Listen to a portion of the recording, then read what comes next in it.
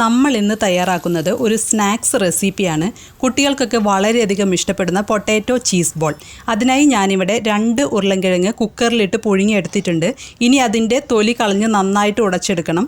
ഒട്ടും കട്ടകളില്ലാതെ വേണം ഉടച്ചെടുക്കാൻ. അതിനുശേഷം 1/2 ടീസ്പൂൺ കുരുമുളക് പൊടി, 1/4 teaspoon chilli flakes, 1/4 teaspoon mixed herb അല്ലെങ്കിൽ ഒറിഗാനോ, ആവശ്യത്തിന് ഉപ്പ് എന്നിവ ഉടച്ചു വെച്ചിരിക്കുന്ന പൊട്ടാറ്റോയിലേക്ക് ഇട്ട് കൊടുത്ത് കൈകൊണ്ട് നന്നായിട്ട് മിക്സ് ചെയ്യണം. ഇതിലെ വെള്ളത്തിൻ്റെ അംശം വലിച്ചെടുക്കാൻ അതിലേക്ക് 1-2 ടീസ്പൂൺ ബ്രെഡ് ക്രംസ് അല്ലെങ്കിൽ റസ്കിൻ്റെ പൊടി ചേർത്ത് കൊടുത്ത് നന്നായി മിക്സ് ചെയ്ത് എടുത്തു വയ്ക്കണം. റസ്കിൻ്റെ പൊടി ചേർത്ത് കൊടുക്കുമ്പോൾ, അതായത് ബ്രെഡ് ക്രംസൊക്കെ ചേർത്ത് കൊടുക്കുമ്പോൾ ഇതിലെ വെള്ളത്തിൻ്റെ അംശം അത് നന്നായിട്ട് വലിച്ചെടുക്കും. ഈ പൊടി വലിച്ചെടുക്കും. ഇനി ഒരു ബൗളിലോട്ട് 2 ടേബിൾ സ്പൂൺ മൈദയും 2 ടേബിൾ സ്പൂൺ കോൺഫ്ലവറും 1 പിഞ്ച് ഗരം മസാല ഓപ്ഷണലാണ് ഇട്ട് കൊടുത്ത് കുറേശ്ശെ വെള്ളം ഒഴിച്ച് കൊടുത്ത് ഒരു ബാറ്റർ പോലെ തയ്യാറാക്കി വെക്കണം. 1 പിഞ്ച് ഉപ്പ് കൂടി ചേർത്ത് കൊടുക്കണം.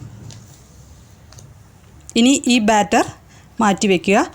ഞാനിവിടെ മൊസറല്ല ചീസാണ് എടുത്തിരിക്കുന്നത്. ഇത് ക്യൂബായിട്ടോ അല്ലെങ്കിൽ ഷ്രെഡഡ് ഫോമിലുള്ള ചീസോ നമുക്ക് ഉപയോഗിക്കാം. ഇനി പൊട്ടാറ്റോ മിക്സിൽ നിന്ന് ഒരു നെല്ലിക്ക വലുപ്പത്തിൽ കുറച്ചെടുത്ത് ബോൾ പോലെ ഉരുട്ടിയെടുക്കണം.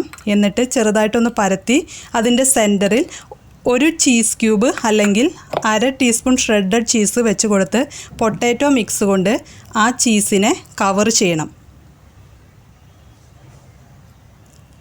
ഇതുപോലെ കവർ ചെയ്തെടുക്കണം.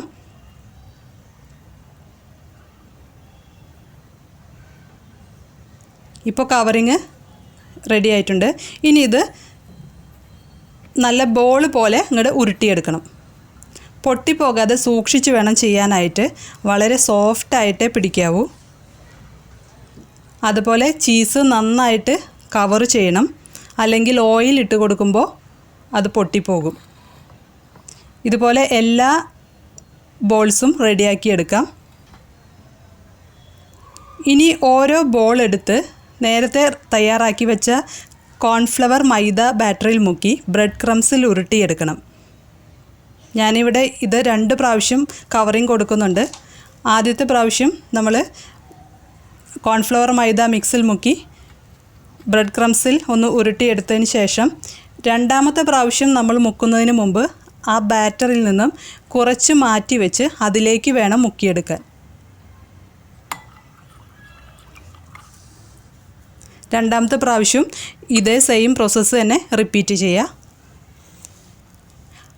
പുറത്തെ കവറിങ് നല്ല സ്ട്രോങ് ആയിരിക്കണം. അതിനാണ് ഞാൻ 2 പ്രാവശ്യം മുക്കിയെടുക്കുന്നത്. അല്ലെങ്കിൽ ഓയിലിൽ ഇട്ട് കഴിഞ്ഞാൽ ബോളിൽ എങ്ങാനും പൊട്ടിപ്പോയി കഴിഞ്ഞാൽ ചീസ് പുറത്തേക്ക് വരും. എല്ലാ ബോളും ബ്രെഡ് ക്രംസ് കൊണ്ട് കവർ ചെയ്ത് വെച്ചിട്ടുണ്ട്. ഇപ്പോൾ ഇനി ഇതൊന്ന് ഫ്രൈ ചെയ്തെടുക്കാൻ വേണ്ടി ഒരു ചട്ടിയിൽ ഓയിൽ ഒഴിച്ച് ചൂടാക്കണം. അതിനുശേഷം ഓരോ ബോളായിട്ട് ഇട്ട് കൊടുത്ത് ഫ്രൈ ചെയ്തെടുക്കാം.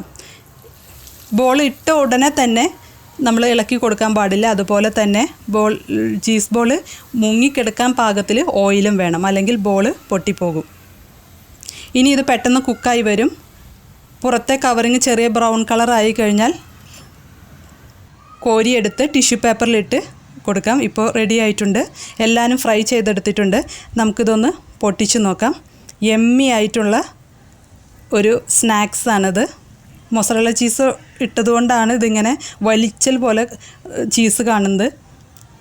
എല്ലാവരും തയ്യാറാക്കി നോക്കണം. Thank you.